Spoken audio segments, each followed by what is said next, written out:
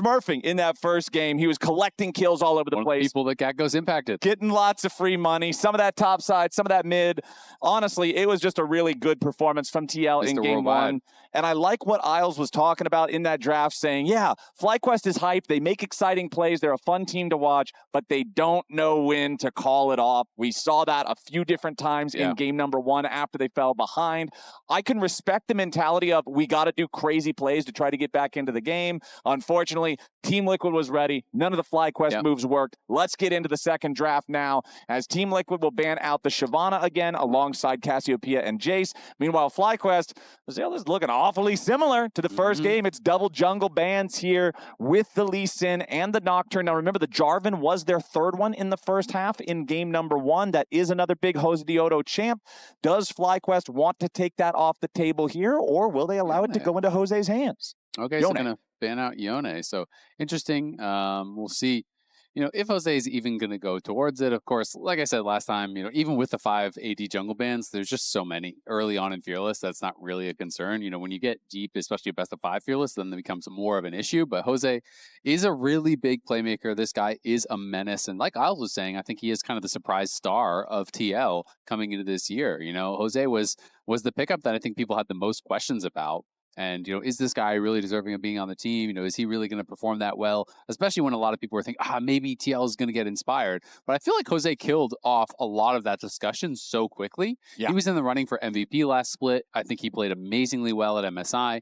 And he has continued that run of play here in split 3. Yeah, I think a lot of it probably comes from Jose's very short stint on FlyQuest back originally a couple of years ago that was not particularly impressive, and people were like, oh, okay, so this guy came up, he had a reputation in the LLA scene, he comes to NA, he didn't do anything super impressive. Why are we going to be excited for him on this team, like Isles said in the previous game, that has Quid and Yeon as your expected superstars? But Jose has really kind of just shaken that off with confidence and really been a big performer. Over on the FlyQuest side, we get Yunara and we get Lulu locked in for the bottom lane for Massu and CryoGen. Yeah, this is really interesting because obviously the Lucian first pick tells you they're probably going Lucian Emilio, like almost guaranteed. That is what you're going to get. One of the answers that we've been seeing sometimes around the world that I have been a fan of is Cog Lulu, and this is kind of a similar idea where you're just saying, all right, we're not going to be really doing much interacting. We're just going to be playing to scale. We're going to be playing to be stronger in those team fights. Instead, they're going to pivot to Nami potentially. So Nami gets locked in, and that is more about that kind of 2v2 power because Nami does have a better matchup into Lulu.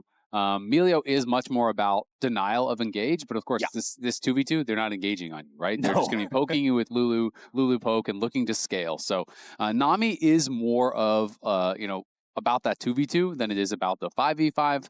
And we'll see if they can kind of be able to get an edge there. But I like the adaptation. And at the same time, yes, you have Jarvan, which is comfort for Jose, which is going to give him the ability to get active early here. But Yunara can deal with the Cataclysm fairly easily. And Gryffin does have Vi available as another strong AD jungler. That's going to be his choice if he grabs that.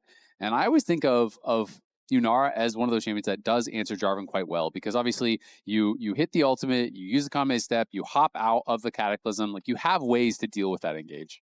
Yeah, I want to see how often targets are going to be selected towards that bottom lane here for Josedeodo. Lulu can get trapped in the cage at any given time, and at least forcing the ulti out of Yunara. Yunara needs that ult to really be effective, right? Like any transformation ulti character, if you think of things like Twitch, like Yunara, anything that has to have that extra power, yeah, it relies on it. FlyQuest for Gryffin, though, going to go ahead. We've got some pretty standard early power junglers here with the Jarvan versus the Vi, both very capable of making those early ganks pre-6, as well as having a big power spike once the ulti unlocks. Yeah, absolutely. I mean, Vi just really strong pre-6, like you said, and then post-6, well, you're dealing with Lucian, a champion that wants to get involved in these fights, that relies on mobility, on dodging skill shots with the dash, and of course, Vi kind of says you cannot do that. Again, Vayne going to get banned just like last time for TL. Last time it was, of course, that blind Olaf, but again, when I think of Vayne bans, I think about Gnar, I think about Renekton as two of those options that they are trying to open up. Of course, Vayne is also good in some of the tanks, and so those are kind of the options that Morgan is going to have here available. Quid did play the first and still the only lock game of the LCS, was great on it, so that will remain banned. And of course, Galio, about the combo with the Jarvan, you're just looking for that denial. Yeah, double banning the mid makes sense here. Does Team Liquid want to continue targeting that top lane pool? We'll have to see. The Vayne just feels like it's become such a standard top lane counter answer these days that you just see it banned away so frequently. Rumble going to be banned out beside it. So yes, it is another top laner. This one being one of those more just universal. If they want to lock it in here on pick number 4, it works into a lot of matchups. They want to take that possibility away from Gakgos. I'm kind of just assuming we're going to get standard control mage potentially here, and then I would think that Gakgos would go for a counter pick, but you do, of course, have the opportunity to still blind top. And with the Vayne ban, with the Rumble ban, with the Jace ban, a lot of those bans that TL threw out are kind of opening up and improving the opportunity of playing this Gnar. So Gakgos, I think, is saying, and Fly is saying, that you want to go Gnar based on your ban, so we're just going to take the Gnar from you. And I don't think that Morgan is the kind of player to really go towards those more spicy counter picks top. But we'll see. There are things like ADTF, there are things like Tristana and Corki. Yasuo. Yasuo as well. There's Aurelia. I mean, there's a lot of answers to Gnar. And so there is that possibility, but I feel like Morgan's just going to go standard, something like Ambessa or a tank or something. There it is. Sure enough, Ambessa locked in 2-6 so far in LCS Summer. Kind of some nasty stats. We need to investigate who has played it. Oh, true. Yeah, I guess that is kind of what it comes down to. Exactly. Is it actually a problem with Arcane Grandma, or is it a problem with the kind of situations she's finding herself Or in? is it the yellow teams? Oh boy, is that our culprits? Let's find out if it's the yellow teams. While Isaac investigates, we will see what the final pick of the draft here. Ooh, okay, we'll get the Sylas for Quid in the mid lane. Sylas obviously loves to be able to steal away the Gnar ulti, not have to play around the Gnar bar, while growth can also be used for a big save. So a couple of nice options there here for the Team Liquid mid laner. So Morgan's 1-0 on it. Thanatos is 1-1, and then the other 4 losses are 2 from Surdy, 1 from Denethor, and 1 from Gakgos. Okay, fair enough. So we do have our final pick of the draft here for FlyQuest. It'll be the Weaver's Wall, locked in with the Taliyah for quad. You know what that means. Since Sylas is in the game, it's going to be a giant mess of 2 Weaver's Walls flying different directions in the team fights. All we needed now was Mel in the game so we could have 3 of them and build a triangle. Yeah. Get some more terrain, Yeah, why not? Obviously, Sylas really good with the Gnar. That is so powerful when you can steal that away. Incredible team fight out. Vi, obviously very good as well. Wild Growth, not bad whatsoever because you can set up for yourself with the Absconded Duct into a Wild Growth and just kind of chain that CC. Yep. So 3 very good ults for Quid to steal. Of course, Taliyah is just kind of whatever, and you're just, as most Sylas matchups are, you're basically just trying to farm and survive and get ready for fights. Well, if nothing else, you can also steal the Taliyah one to follow her if you think she's trying to shove and make a roam down the bottom lane or whatever along those lines, right? I also really like when you have a champion that makes terrain decently sized terrain. I'm not talking about that little dinky Oran rock or the Trundle stink pillar or whatever. I'm talking Anivia walls, Taliyah walls, something with some real brick and mortar to it. I love that when Gnar is locked in as one of the teammates. Does Cataclysm count? Yeah. Okay. Yeah, that's some brick and mortar. Okay. Yeah. I'm just getting on the same page. No, and that's even on the other side there. So you're going to have Cataclysms in the team fights. You're going to have Weaver's Walls in the team fights. You can use their walls. There's a lot more crap to throw people into. It's going to get WWE in here if the Gnar has his way. And honestly, that's a great shot for Gakgos to redeem himself after a very lackluster game 1. Yeah, I mean, it's true on that side, but it's also true on the other side, right? Because the Sylas can steal the Gnar and use your terrain, and we are getting spicy at level 1 down here, 3v3. Yeah, CoreJJ has already flashed away. No summoners were used otherwise except for that Nami flash. So nice little early dub there for FlyQuest. Ooh, look at where Jose is. Jose's going to be in the side brush and maybe try to get some harass down. No, he just decides to back off from the Taliyah. I thought he was going to just try to get some autos down on Taliyah as he walked by, but of course that would delay your clear, so it would be pretty costly if you went for it. But you can see really that bot lane skirmish is all about the wards in that side brush, trying to deny those wards down on the bot side to be able to play for side lane control. Because when you are in these Enchanter versus Enchanter matchups, it is actually such a big deal to be able to have that vision in the side brush. And as a result, TL do have double wards, but FlyQuest with that flash advantage, they do trade out the heal and the barrier, and they get the push. All right, FlyQuest with control over the bottom side. Back in draft number 1, Isles was also talking about how he thinks that Massu is one of the best performers on FlyQuest when he can play from an advantage, when he can play from a position of strength. The team can look really good.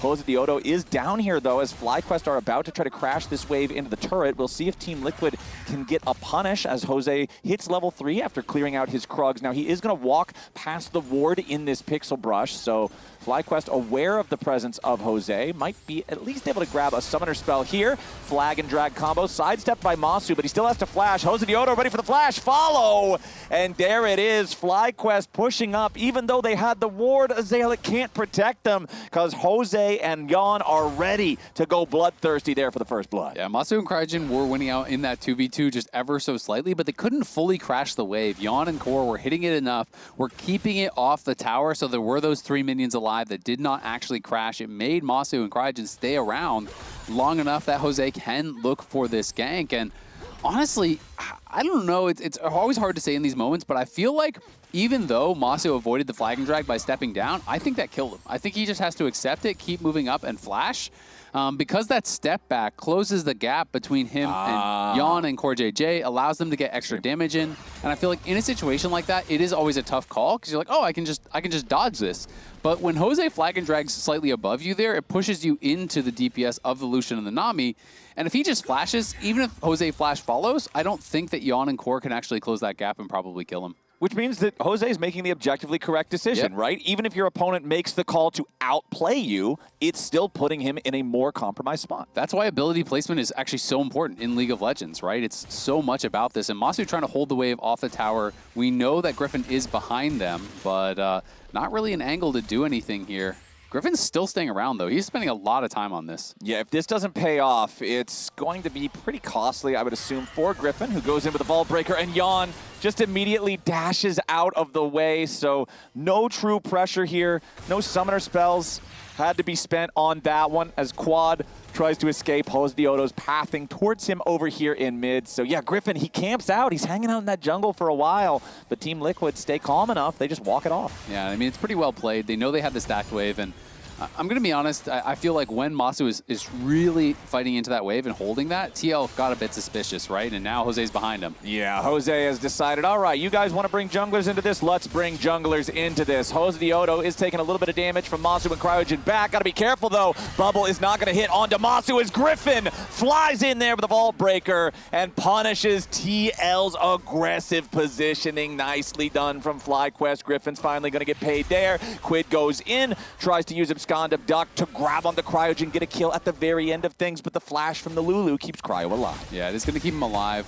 Obviously, the untold story there off camera, Massu loses another wave to the tower, and Massu does not get the kill. And when the wave crashes on the tower, the wave pushes away from you generally. So we'll see how those minions do kind of equalize down in bot side.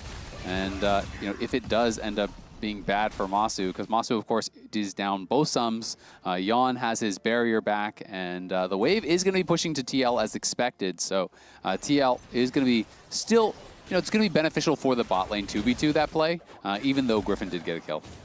Back up in top side, let's check in on our Morgan versus Gakgos head-to-head, because remember, it was pretty close for the first couple of minutes in the previous game. It was Griffin's gank that ended up going sideways that kind of set Morgan ahead. But even after Morgan got the first kill, Gakgos was still doing a pretty solid job of staying a little bit ahead in terms of farm. And now Morgan's going in looking for the solo kill. And right as soon as I start talking about things being smooth sailing, it's Morgan who skews it in his favor yet again in the 1v1. Yeah, you know what else is a blunder, what? Isaac? When Gryffin spills Red Bull on his computer or keyboard or something, which is why we're currently paused. Force me. It's all a joke. It's a prank, I promise. All right, we're back into the game. The Red Bull has been mopped up. Team Liquid is up 700 gold and a single kill. And the big winners so far in this game are Yeon and Morgan with those 2 kills, as Yeon and CoreJJ's pressure in the bottom lane with the Lucian Nami remains ever present. Yeon, of course, one of our players who does have the Lucian thumbs up. He's got the check in the box. There's a lot of players historically in North America that are not allowed to play Lucian. Yeon is one of the ones that has earned the right. Yep, he's got his Lucian card for sure. He's locked and loaded. He's a carrying Lucian card member, and is is a very good Lucian player. But definitely unfortunate on the top side for Gakgos after how last game went. Was a bit of a silly death, and you know, if you're going to greed for that XP and you see the public execution was coming in, got to flash it, but not only did he not flash it, he then flashed late, and the flash follow was there for the solo kill, so it's kind of egg on your face in both ways, right? You know, you died, you lost your flash, and it was very avoidable. You know, when the wave isn't frozen, sometimes you just got to take your L and lose a few minions and wait for it to come to you. And I feel like in League of Legends, even if it's just, you know, playing your own ladder games in solo queue, that's one of the most frustrating feelings in a game where right afterwards you realize, like, I could have flashed beforehand. Yeah, it sucks to lose flash, but I would have been alive. I probably would have even had most of my health bar still intact. I used the spell anyway because I was getting too confident in my own abilities, and now it's a real punish, and now the whole game feels so much worse. And that's the tough thing about League of Legends in general, right, is that League of Legends is a snowbally game. It is not something where you're like, okay, it's fine, I'll just do the same thing next time. Because next time the person has more gold, and sometimes even if you play the fight just as well, you just lose, right? Yeah, it's like, okay, he's got extra longsword now, so I guess I don't win. Yeah, so it does get very tough. Morgan has opened up a nearly 700 gold lead. Morgan, who just extended his contract, by the way, till I think 2028. 2028 it said, yeah. With TL, so he's locked in. Team Liquid really liking Morgan's performance so far, as Massu is not liking Yeon and CoreJJ's aggro down here. The Lucian Nami again, just playing in the face of the Yunara and Lulu as they try to scale. Josedeodo does have Cataclysm unlocked, level 6 here on the Jarvan. Yeon very close to level 6 on his Lucian, so the culling could also be a factor here soon. Josedeodo is going to see Massu and Cryogen exiting that brush. He will interrupt their opportunity to recall, further slow down their ability to get back into lane. CoreJJ still helping Jose, who uses the Dragon Strike before the flag to get the full damage, but not jump in underneath the turret range. As Quad tries to make his way down here now to find a punish. Gryffin is also walking down through the lane. Quad is not going to get the Weaver's Wall that he wanted, and Yeon has that culling that I was mentioning he's almost at the level 6 marker for. Quad gets caught in the bubble now. The Aqua Prison throwing him up into the air. Gryffin is seen, and now Team Liquid knows, okay, it's a 4-man group from FlyQuest down here on the bottom side. We got to try to get away. Gryffin leading the charge. He's got the ulti here on the buy. Tries to go in, wants to target Yeon. Yeon gets flicked back by the seismic shove. Nicely played as Massu collects the money. Josedeodo trying to get away now, pathing up towards the enemy jungle, but Griffin's ready to chase him down. Gryffin grabs another one. FlyQuest 2 for 0 here so far, but Quid has made his way into the fight. He brings down the chains on Quad, gets one back for TL. Game tied 3-3. Quid still trying to escape. Cryogen. Gryffin going underneath the turret, but he takes a ton of damage. The Aqua Prison doesn't hit, and Quid's got to be careful with his cooldowns. Cryo, Gryffin, and Massu all still trying to get away from this. Very low mana bars available. CoreJJ still looking. Quid right behind him. Abduct isn't going to hit the target, but the Aqua Prison does. Cryogen hit by the tidal wave, and that's another kill. Back over to Quid. I feel like I've been talking for 2 minutes straight, but as the dust settles, we went from a 2-1 game to a 4-3 game, so it's another 2 for 2 overall, I believe. Hold on, we're not done yet. CoreJJ looking to grab the kill into Massu. One more auto attack in the air, gets it done, but the seismic shove back on the Nami makes some Team Liquid sushi in the bottom lane, and FlyQuest is eating good. 5-4 game still favors TL. Look at Core and the player cam just laughing it up, man. The fight both begins and ends with those interrupted recalls. And Jose is just ruining the lives of this FlyQuest bot lane. Massu and Cryogen have been doing fine in the 2v2, but the level 3 gank that gets them, and then they stack the wave, they trade aggressively, they call down their jungler, and on a timing where Massu and Cryogen would have a decent recall, they wouldn't even lose that much. Multiple times, they're just watching everything die to the turret because Jose is interrupting them over and over and over and over again. And it is becoming such a problem here. And even with FlyQuest calling down multiple members to try to fix the issue, the damage has already been done because you can't get those minions back. Yeah, this is a 1,500 gold lead for Team Liquid with only the 1 kill advantage. Means those gold advantages have to come from somewhere, and a lot of it is out of Massu's farming. The Yunara, you already said, man, it needs to scale. This is a hyper carry champion. And Yeon is just making sure that every time he steps up to the wave, he regrets the decision. Yep, and I mean, it's not just the gold, right? You're saying, oh, 650 gold, that's not that big a deal, is it? Well, they're an entire level down in both support, basically, and AD carry, right? So it is both the gold in pocket as well as the base stats that you have from being up all that experience. So this is a really rough position now for FlyQuest, and they have got to play so safe because they know that Jose could be there. And it's only going to get worse because look at Yeon's inventory. A cull on the Lucian. This just means he's already feeling that confidence, that extra pressure from Josedeodo, allowing him to buy this item that's going to spike his economy even further ahead. As let's take a look at our general map state here. 11.5 minutes in. It's 2 grubs to 1 for the side of Team Liquid, so no full-on grub state favoring one team or the other. First Drake of the game still hasn't been taken, 11.5 minutes in.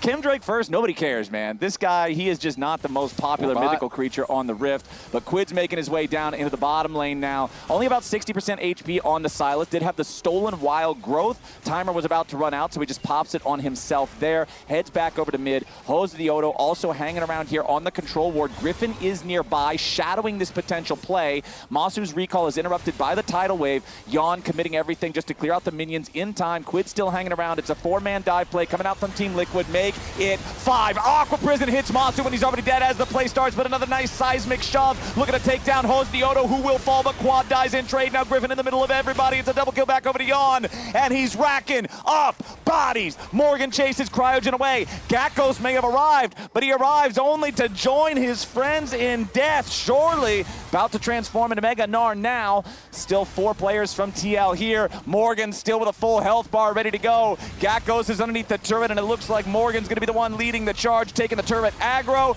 Gakgos tries to get something back, flashes away to keep himself alive, and he still dies to Quid at the very end. It's a slaughter in bottom lane, and FlyQuest are the ones finding themselves behind again. I mean, this is just crazy, man. This is just an everything gap, and TL are making FlyQuest look silly. Massu, I think we're going to watch him die again. Yeah, that one was certainly a little bit silly. Massu, all game long, they have said, let's get Yunara. And then he steps up forward right when he thinks they're going to change the plan. I'm sorry, sir. The plan has not changed. Yeah, I got to feel bad for Massu and Cryogen, though. This is one of those games where you are just getting camped to high heavens, man. Yep. Your top laner made this mistake where they get solo killed. That lost all prio on top side, and you are getting 3-mid over and over and over and over. Your recalls are chain getting interrupted by tidal waves, by everything. You know that it's coming, but Taliyah is here too late.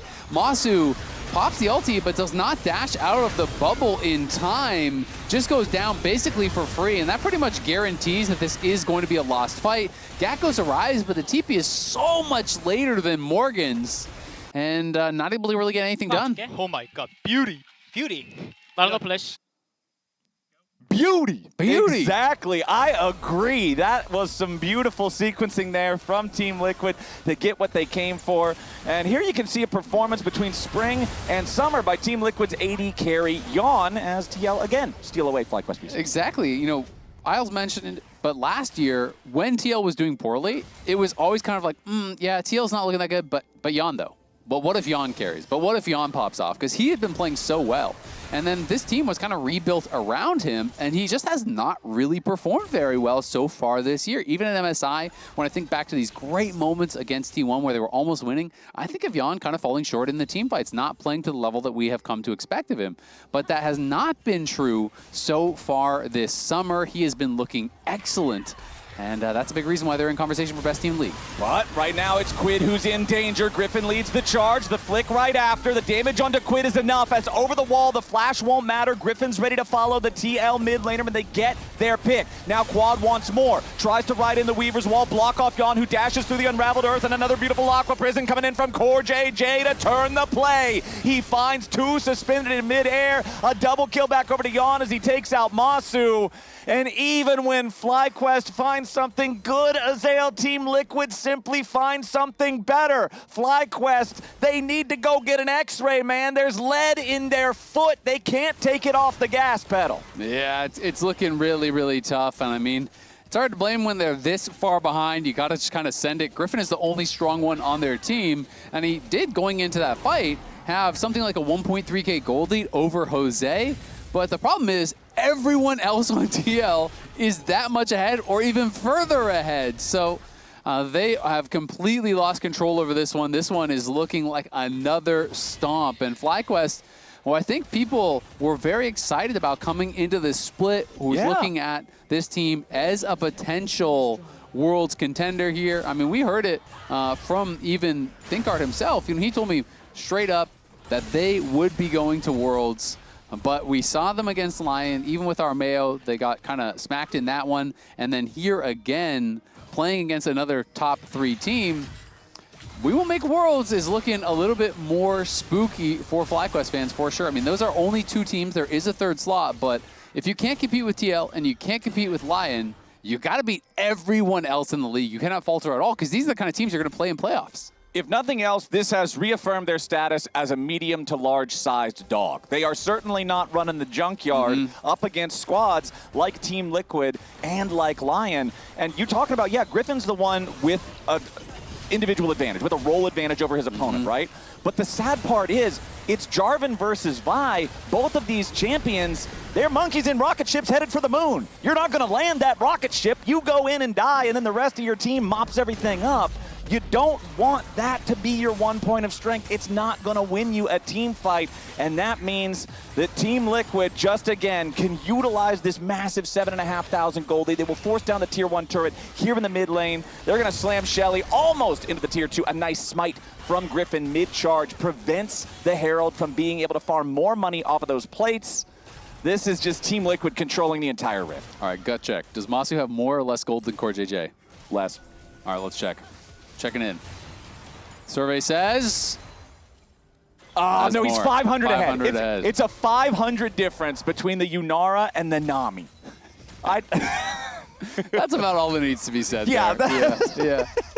I do love the gold difference for that. The total gold difference is crazy. I was looking, I was like, Core's very ahead. Core almost has 2 items. Does he have more gold? And Massu just based and got a Zeal, so, you know, it's not looking quite as sad, but he got that Zeal, and Yeon is on 3 items. And Serpent's Fang being one of them, he's clearly just looking to snowball here, and I think he has everything he could possibly need to do that. I think CoreJJ might have more damage against champions at this point in the game. We can look. He has we hit have the technology. A lot of spells. Survey says so far. He does. CoreJJ is 200 ahead.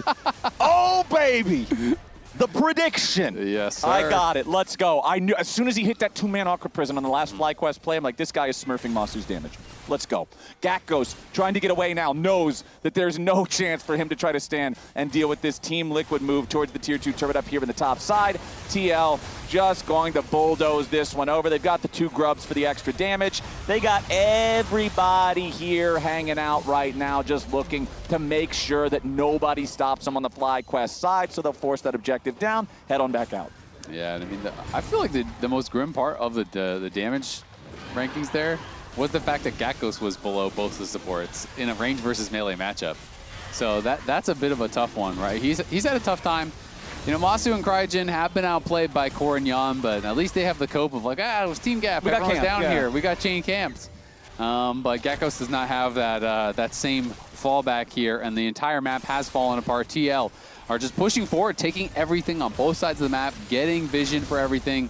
There is really nothing that FlyQuest can contest. They've got to look for like 3v1s and stuff like that at this point, but it is going to be hard to find any sort of an angle to even attempt to play.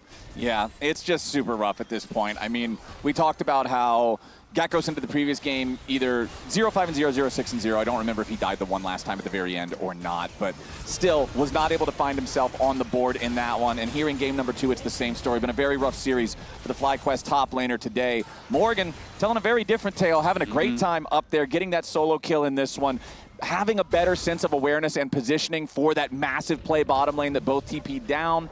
He was there first. He was the one who had the real impact in the fight. And this series has been a stomp, but this has actually been a pretty good rivalry, you know, since 2024, since, you know, that was Inspired joining FlyQuest. Obviously, prior to that, TL was running the series a lot more. You know, they had been winning mostly. With Inspired, FlyQuest was doing quite well. Now, Inspired obviously has left. He is on Lion. FlyQuest, though, you know, rebuilt with this new roster with a lot of young players, and they have been trying to scale, try to keep this rivalry going. These 2 orgs have been meeting in a lot of finals over the the last couple of years and a lot of big matches over those last couple of years. And FlyQuest definitely do not want to fall behind. Yeah, I feel like for a long time it was kind of like the TL and C9, the blue teams were kind of the leaders. And then, you know, once Inspired switches over to FlyQuest, they became one of those title contenders. And it really did feel like, yeah, this was a rivalry that was going hard back and forth. You brought up the stats. Yeah, it's super neck and neck. But right now, it seems like Team Liquid are locked in. And FlyQuest is just not on a comparable level right now. FlyQuest earlier, when TL were forcing down the tier 2 in the top side, Fly just got a Drake. Now they're trying to go after Quid, who pops his stasis through the arm guard to survive the initial engage. Massu, wild growth down to 400 HP, trying to get himself away, but the stolen cease and desist will stop him in his tracks. Cryogen has to try to escape now, but yet again, it's both bot laners on FlyQuest dead as the whole Team Liquid crew comes for the bounties on their heads. It's negative bounties at this point, man. You've killed them so many times, they got to be worth 100 gold. Team Liquid, they're heading over to Baron. Yeah, they are heading over to Baron, and I mean, yeah, you did look for the fight there on a Quid, but they didn't even get him low, and engaging on him just gave him the vial to be able to find Massu, kill him off. The Baron will not even be looked at here from FlyQuest. They're just gonna give it up, and it feels like 22 minutes in, 8.5k gold lead, Baron on their side. Yeah. I could easily see the game ending during this Baron buff. I feel like pretty much any fight they take will be a winning one. I feel like it's kind of difficult not to win from here with just this much of a lead, with the composition that you have, being able to have Ambessa and Jarvan full sended in, Sylas being able to steal a Gnar ult or a Vi ult or a Taliyah ult to join up with them, and your AD carry is nearly 5,000 gold ahead. I don't even need to comment on this. This is Quid farming a wave, essentially, just grabbing a free kill on the Cryogen there in the enemy jungle. That Lulu is out of the picture for only 25 seconds because his level still isn't particularly high when you're a support on a team that's this far behind. Yeah, yep. That's what it is. You're going to be back on the Rift here soon. And so is Team Liquid. Unfortunately, they are right back onto the Rift, and they are barreling down the bottom and mid lane simultaneously. It's Yeon and Quid. They're doing a 2-3 split here, making sure they have plenty of pressure on whichever spot FlyQuest is not defending. However, the waves are not crashing into the same places at the same times. Tier 2 turret going to be left alone as Massu does get hit by the abduct. Stolen wild growth going to keep Quid alive for now, but he has evolved that arm guard into a full-on Zhonya's hourglass, so he just goes stasis to drop the turret aggro again. Tier 3 turret forced down. Massu killed off. Inhibitor already gone. Bot lane inhibitor turret, your next target. It's a 5-man TL push. They don't even need the second lane of super minions. Honestly, they know they got a 5v4 for the next 20 seconds. The next wave, they might just try to force down the Nexus, but no, they will ultimately go back towards that inhib. You can see Morgan putting in the work on this one. First Nexus turret about to fall right next to it. Inhib gone, Nexus turret gone. It's 4 men and a turret trying to fight for their lives on the FlyQuest side. Massu finally revives. This will be FlyQuest's last stand. They group up. They find a flick onto Quid. Remember, there is no stasis available on the Sylas any longer. Morgan tries to jump in to provide a little bit of protection, but with both solo laners chunked out, Team Liquid are now backing away. FlyQuest, they smell blood. They're trying to get that opportunity to go in. Morgan flies into the back line, putting the pressure on him. Josedeodo's ready to follow up. Defensive Mega Gnar coming out from Gakgos. Josedeodo, a couple more auto attacks onto Gryffin, wants to try to finish him off, and he plants the flag on his corpse. Massu barely staying alive, as finally they will take down the Jarvan. FlyQuest at least get one, but CoreJJ's on a killing spree. Quad's dead again. It's Massu and Gakgos versus everybody on Team Liquid. Massu gets ran over yet again. Yeon is dominating 21-7. Gakgos falls. Team Liquid smash FlyQuest to wrap up the week. Holy, TL are looking good, man. The way that I feel like Jose and Core are playing together has been so impressive. This bot lane dominance from Yeon and CoreJJ, smashing the 2v2, having the jungle help to really extend that advantage further, and it just feels like TL are clicking right now.